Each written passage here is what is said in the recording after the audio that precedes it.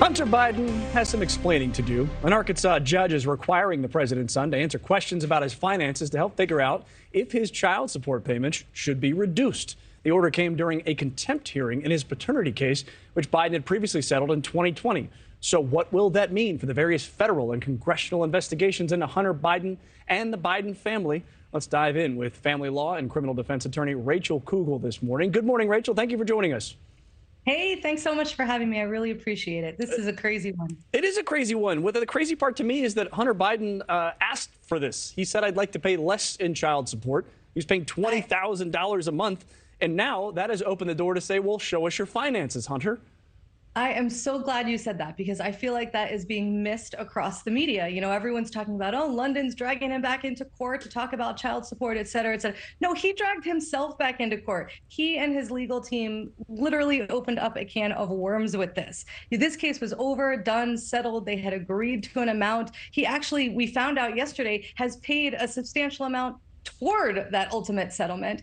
And then he went in September. This was his application to reopen it. And of course, in so doing, he put all his finances and all of this information on the table. I can't possibly imagine, as a legal strategy, why you would do that, understanding that you're being investigated, why so many different people and entities, want this information. Why would you put it in play over what probably to the Bidens is a relatively small amount of money?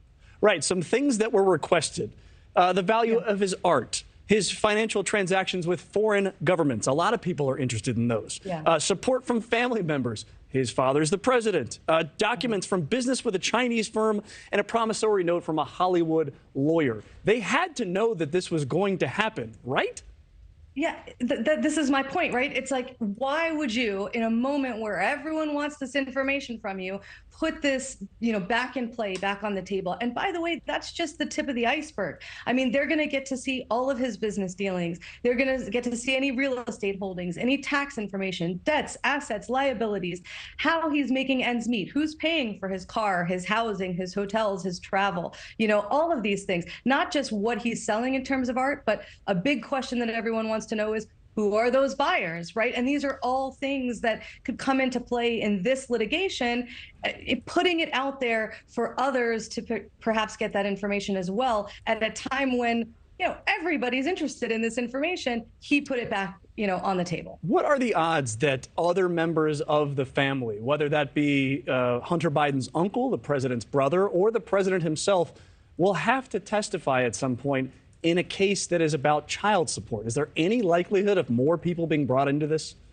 I mean, there's always the possibility. I will say this judge has gone far in trying to make sure that he's careful, or they're careful about the sensitive nature of the people involved here. So I don't think they're going to drag people in unless it's absolutely, necessary. It really, a lot of it depends on Hunter and his team and how much they are willing to sort of, go to the mat with giving all the information. Now, if they won't give the information, right, as they haven't up to this point, right, he made the application. Can he fight this? Refused to comply. Can he fight the disclosure of these financial documents?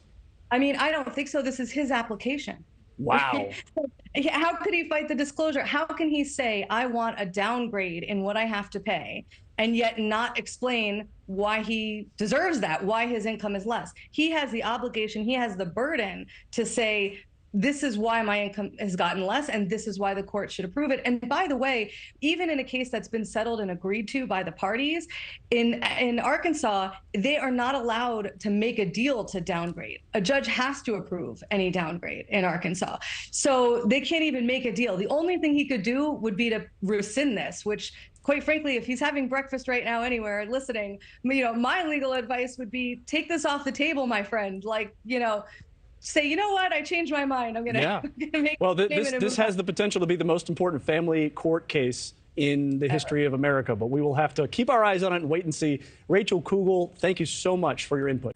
Thank you for watching. Go to newsnationnow.com to find NewsNation on your television provider. And don't forget to click the red subscribe button below to get more of NewsNation's fact-driven, unbiased coverage.